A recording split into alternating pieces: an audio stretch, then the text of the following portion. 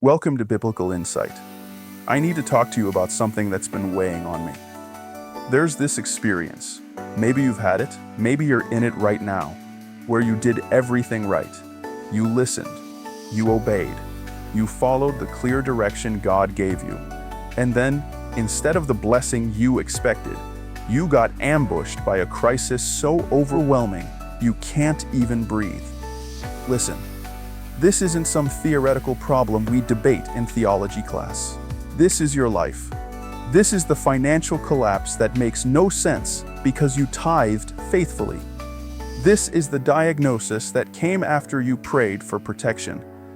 This is the relationship that fell apart even though you honored God in it. Bring that confusion with you right now. That specific storm, the one that makes you wonder if you heard God wrong, the one that makes you question if He even cares. Let's sit with that together, because what I'm about to share with you might change how you see every crisis for the rest of your life. Here's what happened in Mark chapter 4. Jesus had been teaching all day, massive crowds, public ministry. Then He pulled His disciples aside for something different, private instruction. He explained everything to them personally. This wasn't general teaching anymore. This was customized truth for their specific lives. Then, Jesus gave them a direct command. Get in the boat. We're going to the other side. Stop right there. Notice what He said. Not try to get there, or maybe we'll make it. He said, we're going to the other side. That's a promise. That's a guaranteed destination. So they obeyed. They got in the boat. Jesus got in with them. Life couldn't be better, right? Fresh teaching, clear direction. The Lord of creation sitting right there in the boat with them. And then, verse 37 happens. There arose a fierce gale of wind, and the waves were breaking over the boat, so that the boat was already filling up. You need to understand who was in that boat. These weren't tourists on a pleasure cruise. Peter, James, John, professional fishermen. Men who spent their entire lives on that water. Men who knew how to handle storms. When professional fishermen get terrified, you know it's serious. They were smack in the middle of God's will, doing exactly what Jesus told them to do, and they were about to drown. That's the part nobody warned you about, isn't it? The part where obedience doesn't give you immunity from the storm. The part where doing everything right still lands you in a crisis that threatens to take you under. Be honest with yourself. Has your obedience ever led you straight into a nightmare? Did you follow God's leading into that job, that city, that relationship, only to find yourself facing circumstances that make you wonder if you heard Him at all? Here's what you need to see. There were actually 3 storms happening at once in that boat. The first storm was circumstantial. Wind, waves, water filling the boat. A situation completely out of their control. You can't negotiate with a hurricane. You can't reason with the sea. This is the external crisis, the one everyone can see. The medical report, the pink slip, the empty bank account, the betrayal. It's real. It's overwhelming, and you have absolutely zero power to fix it. That circumstantial storm immediately triggers the second storm, the emotional one. Verse 40 tells us Jesus later asked them, "Why are you afraid?" They weren't just nervous, they were terrified. The uncontrollable circumstances outside created chaos inside. Their emotions went into freefall. You know that feeling. The panic that wakes you at 3 a.m., the anxiety that sits on your chest all day, the fear that won't let go. Your circumstances are raging, and now your emotions are raging too. But here's where it gets dangerous. When your circumstances are out of control and your emotions are in chaos, you arrive at the third storm, the theological one, the spiritual crisis. Listen to what the disciples said when they shook Jesus awake. "Teacher, do you not care that we are perishing?" That's not just fear talking. That's faith cracking. That's the moment when what you heard on Sunday and what you're experiencing on Monday don't match. That's when you start questioning the character of God Himself. Don't you care? If you cared, I wouldn't be going through this. If you cared, you would have stopped this before it started. If you cared, you wouldn't be sleeping while I'm drowning. You've been there, haven't you? Maybe you're there right now, the place where the crisis is so severe that you're not just dealing with the problem anymore. You're dealing with doubt about God Himself. Let me be straight with you. That question, don't you care, reveals the real battle. The conflict isn't actually the storm outside. The conflict is inside you, between two competing realities: His promise and your problem. Go back to verse 35. Jesus said, "Let us go to the other side." Not, "Let me go." Not, "You try to make it." Us. Corporate destination. Guaranteed arrival. But when the storm hit, listen to what Jesus said in verse 40. "Why are you afraid?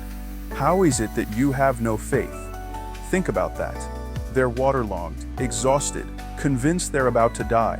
And Jesus asks why they're afraid. Here's what He's really saying. I told you we're going to the other side. I gave you a promise before you ever got in this boat. But the moment the problem showed up, you let it override my word. You stopped living in light of my promise and started living in light of your problem. That's the shift that changes everything. When your problem becomes louder than His promise, the problem will dominate you. It will consume your thoughts, steal your peace, and completely erase the fact that God ever made a guarantee. Be honest, right now, in your crisis, which is louder, the problem or the promise? God never asks you to deny reality. A storm is a storm. The boat was filling up. The threat was real. But He never wants your circumstances to trump His word. He never wants your circumstances to trump His presence. Jesus was in the boat. He was getting wet too. He was right there with them. But they were so fixated on the waves that they forgot who was sleeping a few feet away. Here's what most people miss. The disciples did one thing right in all their panic. They woke Jesus up. They turned to Him. And that act of faith, even desperate, terrified faith, changed everything. Verse 39. Jesus got up and rebuked the wind and said to the sea, "Hush, be still." And the wind died down, and it became perfectly calm. One word, one command, total transformation. You know what that means? Your crisis often continues simply because you haven't taken the time to wake the Savior up. You've been trying to bail water, manage the crisis, fix the problem on your own. But by faith, you need to engage Jesus directly in your circumstance. He can speak to situations that are completely out of your control. He can address problems where you have no money, no help, no human solution. Heaven can speak, and suddenly, immediately, out of nowhere, everything changes. But here's where the story takes a turn that should shake you to your core. After Jesus calms the storm, after the crisis was over, verse 41 says the disciples became very much afraid. Wait, they were afraid during the storm. Now they're even more afraid after the storm is gone? What happened? Their fear shifted. They were afraid of the wrong thing. Jesus essentially told them, "You let the circumstances terrify you. But when you know who you're dealing with, you'll be less afraid of the storm and more in awe of me. If I can shut down a hurricane with one word, what else can I do?" The disciples suddenly realized the one in the boat with them was infinitely more powerful than anything that threatened them from outside the boat. And that realization forced them to ask the ultimate question. Who then is this, that even the wind and the sea obey Him? Listen carefully. The storm wasn't designed to drown them. The storm was designed to reveal who Jesus really is. Think about it. They thought they knew Him.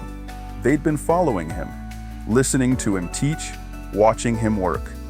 But they had no idea of the scope of His authority. until they saw him command creation itself into silence. You think you know Jesus, but your storm is a journey of discovery. It's showing you dimensions of his power you've never encountered before. Here's the profound mystery they discovered, and you need to discover it too. Jesus is fully human and fully divine at the same time. He was tired, exhausted from teaching, so tired he fell asleep on a cushion. That's humanity. Real limitations, real fatigue. But then he stood up and put the storm to sleep. That's deity. Absolute authority over creation. Hebrews 4 says Jesus is a high priest who can sympathize with your pain. How? Because he's human. He knows what exhaustion feels like, what fear feels like, what suffering feels like. But here's the difference between Jesus and anyone else you might turn to in your crisis. When you go to another human for help, they might sympathize, but they probably can't fix your problem. They can feel your pain, but they lack the power to solve it. Jesus is different. Because he's human, he knows exactly how you feel. Because he's God, he can do something about it. That's the God-man, the one who walks on water and gets thirsty. The one who raises the dead and experiences death. The one who feeds 20,000 people with a boy's lunch and says, "I hunger." Your storm is introducing you to the full reality of who he is. Not just the gentle teacher, not just the compassionate friend, the sovereign Lord who commands wind, waves, and every force that threatens you. So let me bring this home for you. What do you do with this when you're in the middle of your crisis right now? Stop letting your problem override his promise. God said something before your storm hit. He gave you a word, a direction, a guarantee. Don't let the size of your circumstances erase the certainty of his promise. Recognize the progression of the 3 storms, so you can stop the crisis before it reaches the theological one. When circumstances spiral, when emotions panic, catch it there. Don't let it progress to questioning God's character. Wake Jesus up. Engage him directly in your circumstance by faith. Stop trying to manage the crisis alone. Invite his authority into the situation that feels completely out of control. Remember who's in the boat with you, the one who sympathizes with your pain and possesses the power to solve your problem. The God-man who commands storms with a single word. Parenthesis. Your storm isn't meant to destroy you. It's meant to show you who he really is. So here's what I want you to do today. Instead of describing the size of your problem to God one more time, turn to him by faith and ask him to speak to your situation. Shift your focus from the overwhelming problem to the person who promised to get you to the other side. And would you do me a favor? Think of one person you know who is drowning in their own storm right now. Someone who feels like they're perishing. Send this to them. Let's extend this truth to everyone who needs it. Thank you for being here, for being willing to look honestly at your crisis and see God in the middle of it. Stay connected for future sessions. And remember, the one who commands the wind and the waves is in the boat with you right now.